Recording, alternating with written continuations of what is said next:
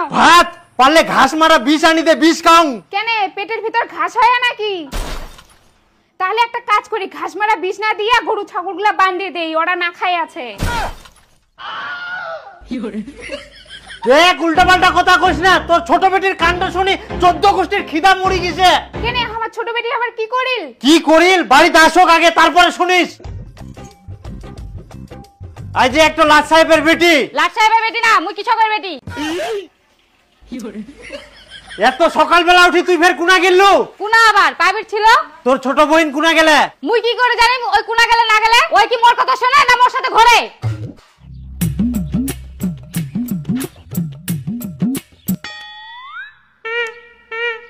কি ব্যাপারতে সবাই একসঙ্গে দাঁড়াচ্ছেন? পিকনিক যাওয়ার প্ল্যান হচ্ছে নাকি? না না, পিকনিক না হয় লন্ডন যাওয়ার প্ল্যানিং করছি, যাবি? ও মা তাই নাকি? কেন যাব না? কিন্তু আমার তো পাসপোর্টই করা নাই, তাহলে আমি কেমন করে যাব? আজকে তো খানো, কালকে যে কি খামো। আর এইদিকে মেয়েগুলো স্বপ্ন দেখেছে আমরা বেলে লন্ডন ঘুরিবা যাবো। আমরাই না দাঁড়াইছি তোর জন্য। এত সকালে তুই কুনা গেছিল? কেন টিউশনে? টিউশনটা কি তোর ওই কেলটুর আমবাগানে হেদলুর বেটা পড়াইল? না না, আমার বেটিগুলো ওরকম না। চুপ কর। এই তোর আজকাল পাই পাই বেটি দুটোর মাথার চুরি না চায়, এখুনে সাবধান না করলে একদিন মাথা দেন্দা হাগি দিবে। হাগি দিবে?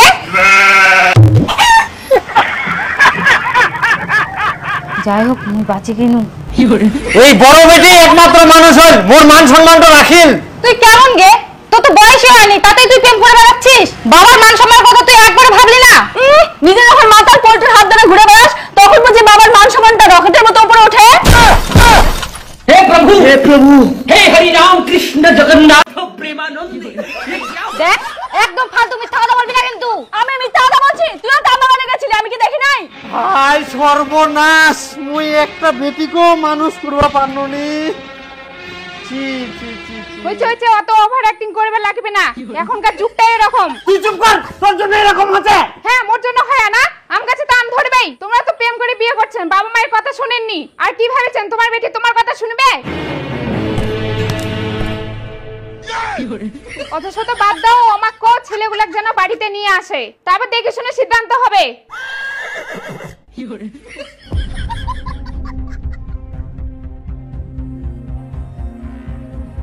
বাবা, এটা মোর কবুতরের বাচ্চা। আর বাবা, এটা মোর মন পাখি। নিয়ে ঢং লাগাইছি আমরা, মনে হচ্ছে বাবা।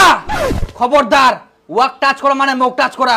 বেহা না হইতে তোমরা অধিকার দেখাচ্ছেন, বেশি বাড়াবাড়ি করলে একদম বেহাদিম না, ঘাড় ধাক্কা দিয়ে বার করাই দিম। না বাবা, আমরা এমনি কইছি, তোমরা না শান্ত হও।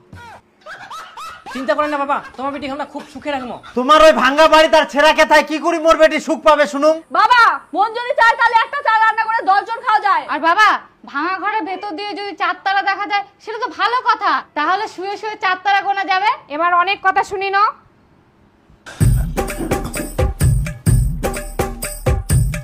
কি ব্যাপার, শ্বশুর ঘর ঢুকিল কি জন্য? হাসুয়াটা সার পাগেল নাকি আবার? কি করে আবার রেডি থাকিস।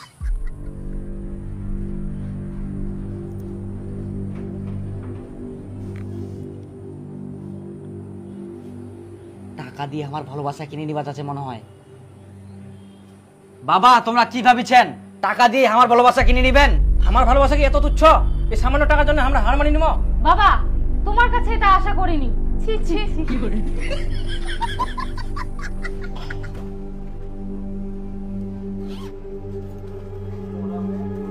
ও খালি এইদিকে মোর নুন আনতে পান্তা পুরা, আর তোমাকে ওই ভালোবাসা কেনার জন্য টাকা দেব? তুই কোন এলাকার জমিদার? হ্যাঁ কিছুই যখন নাই তাহলে ব্যাগিলে আনি দিলেন কেন? ব্যাগটা তোমার জন্য। ব্যাগিলে নিয়ে আমরা কি করবো? তাবিজ বিক্রি করে ব্যবহার করছেন নাকি? তোমরা তাবিজ বিক্রি করবেন না ছাগল বিক্রি করবেন সেটা তোমার ব্যাপার। 1 বছরের মধ্যে এই ব্যাগটা ভর্তি করে টাকা আনিবা হবে, তাহলে মোর বিটির সঙ্গে তোমাকে বিয়া দিম, আর না হলে মোর বিটি ঘুরি যাবেন। না না ভর্তি করে আনিব। এতটুকু ব্যাগ মাত্রই। তবে একটা শর্ত। শর্ত?